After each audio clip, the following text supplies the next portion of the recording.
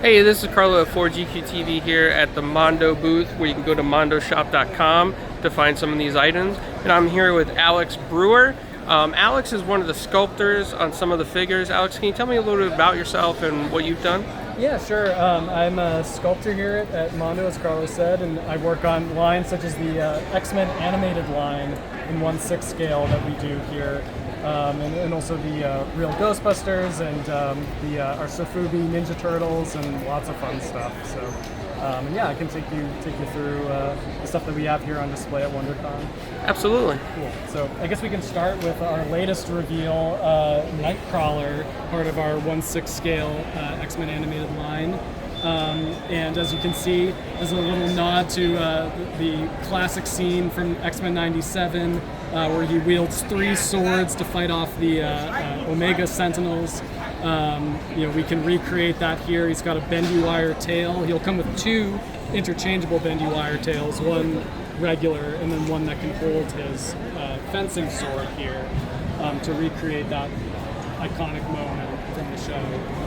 He'll also come with additional heads for our limited edition version, so you can have a smiling Nightcrawler or a more classic kind of 80s Pride of the X-Men head, or if you want him to look like the 92 X-Men cartoon, he comes with a head to recreate that look as well. That's really cool. How much fun was it to get to sculpt these? Oh, it's so much fun. I am a huge X-Men fan. I grew up watching the show, reading all the comics, collecting all the figures, and so it is a kind of a surreal dream come true to actually get to work on these characters and sculpt them and bring them to life and add all kinds of nods to everything that's come before. And yeah, I love it.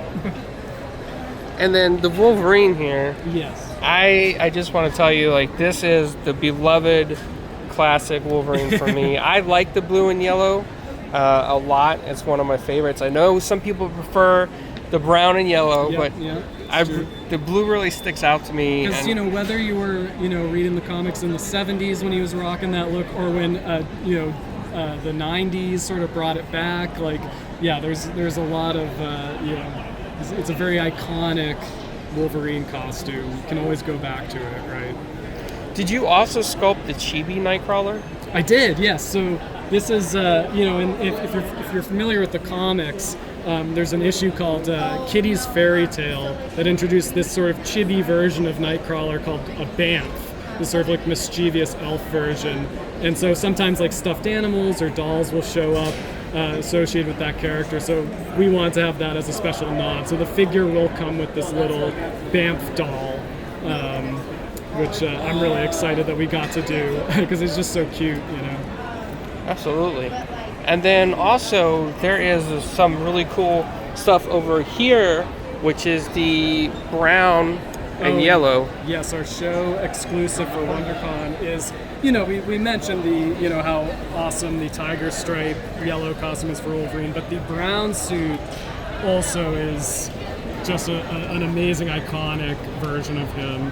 I believe it was designed by John Byrne to give Wolverine a little different look, and then when Jim Lee did his iconic X-Men 1 run, Wolverine's got that brown suit. So it's just I think that it's a must for any X-Men collection, and I'm really glad that we got to do our version.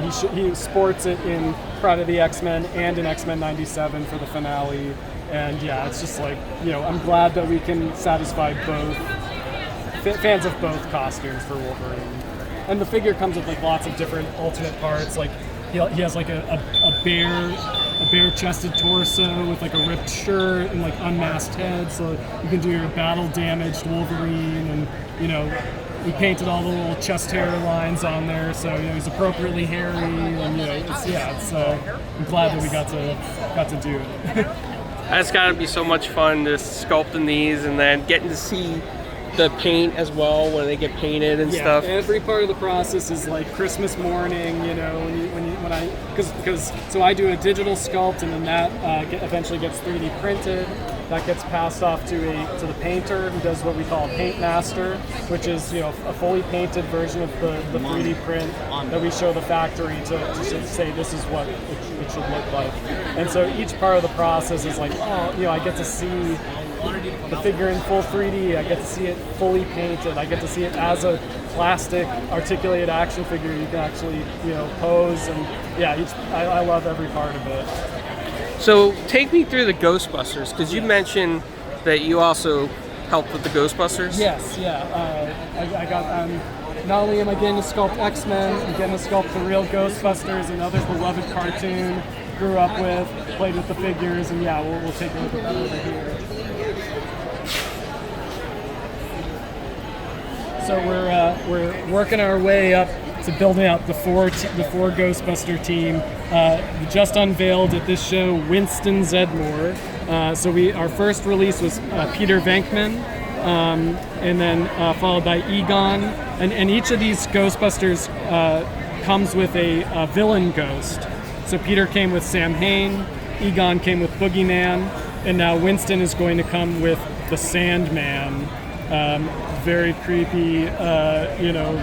I think that each of these villain ghosts, you know, were appropriately nightmare fuel for those of us who grew up watching the show, and you know, now we can kind of conquer our fears by owning them as action figures.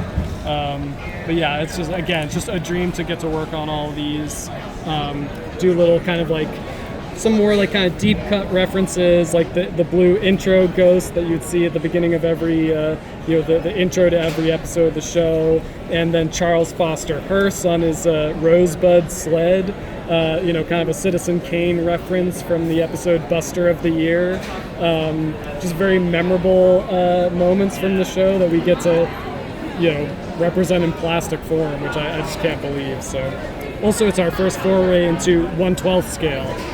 Which is really fun because it opens up opportunities for like world building, like vehicles. Some of the bigger, we can play around with scales. So some of the really big ghosts like Stay Puft Marshmallow Man. You know, who knows what we'll be able to do with this line.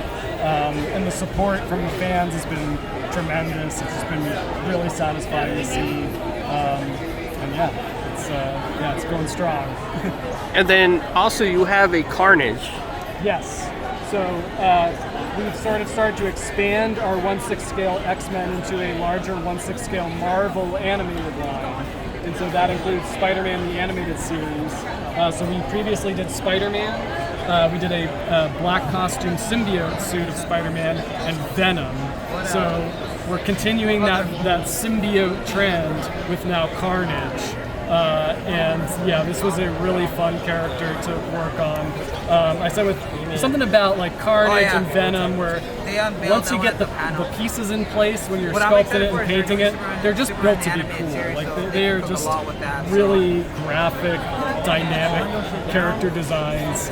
And yeah, this is a little bit of a buffer Carnage than we're used to seeing in the comics, because in the cartoon, you know, they kind of, Spider-Man has more of like a, you know, John Romita Sr. kind of build, and so, you know, Venom is just this hulking beast, and then Carnage is somewhere in between those two. So yeah, really fun to see him come together. And he'll come with all kinds of swappable parts. You know, he comes with like a shield hand, and a scythe hand, and an axe hand, and then all kinds of crazy heads. This is sort of his like creepy smile, but he also comes with like a big mouth open head and a head exposing Cletus Cassidy underneath. So that is awesome. I mean, that is so cool. And getting to work on this kind of stuff has got to be so much fun. It's like being a kid all over again. Oh, absolutely, yeah. And yeah, just getting to load it up with accessories and deep cuts. Like it's really fun. Yeah.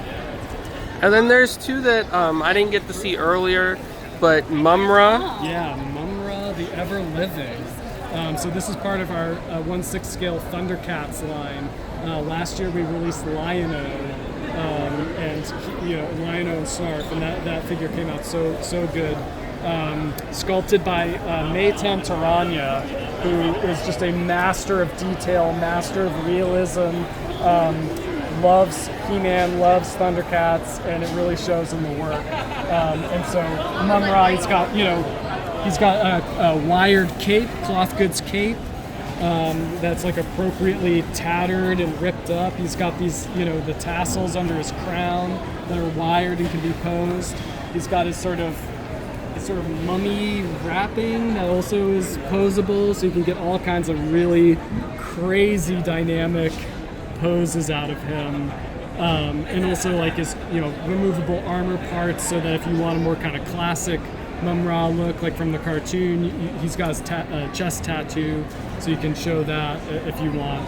And he's going to come with Ma Mutt as his faithful dog, if you can call that thing a dog. And Ma Mutt also comes with an alternate head. Mum-Ra comes with all kinds of alternate heads, including his sort of final form head, where the snakes on his crown have grown out like really big, and he's got like more of a sort of menacing look to his eyes, and he's got his sort of like, when they finally defeat him, he's got his sort of like crumbling, cracked, craggy face. He's just loaded up.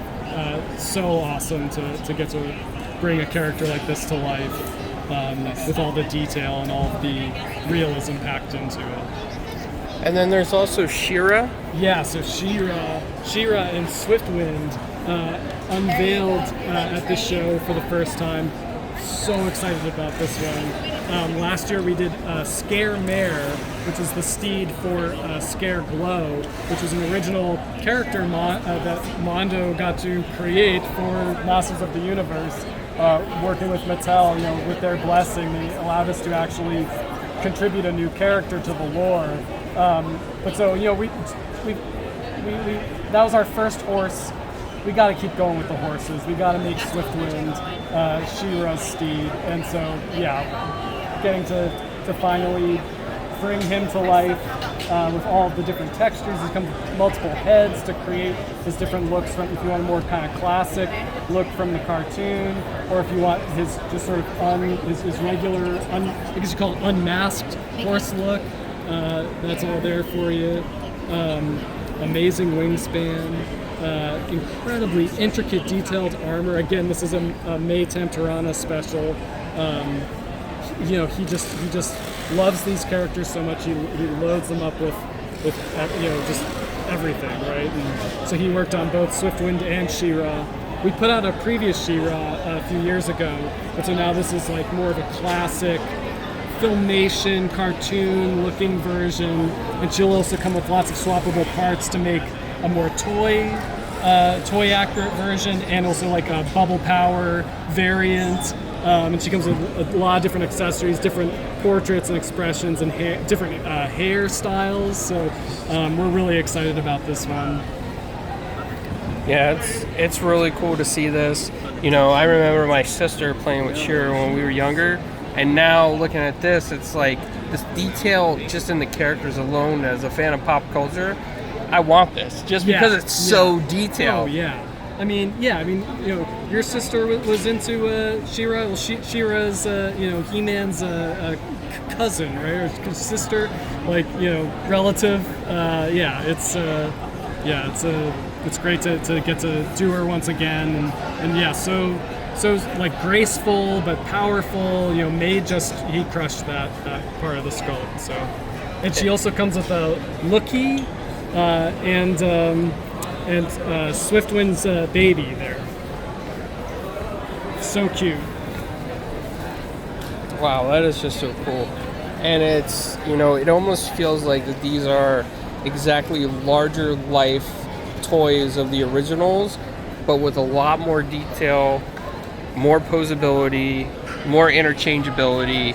So it's almost like a huge improvement and upscale of all the original content. It's sort of like the we say with the Ninja Turtle Sofubi, it's sort of like the toy that you remember having as a kid as you remember it, right? So it's like more detail, it's bigger, it's the way it sizes to your adult hand is sort of how it felt when you were a kid holding it, So getting to just sort of like celebrate all aspects of these characters on such a high level, to be able to do that at a premium price point, have it be supported by the fans, it's just, for us, creatives working on these things who are also fans, it's really a dream come true. So, glad that we could do it. Well, Alex, I want to thank you for your time and explaining everything and showing me around the booth. And awesome work, by the way. I don't know if you heard that enough, but really great work that you've done. You've done a huge service to Marvel fans, and I can't wait to share this with toy fans and Marvel fans as well. So thank you very much for your time, and I hope you've enjoyed the convention so far. Oh yeah, it's been a blast. Thank you very much, Carl. Thank you.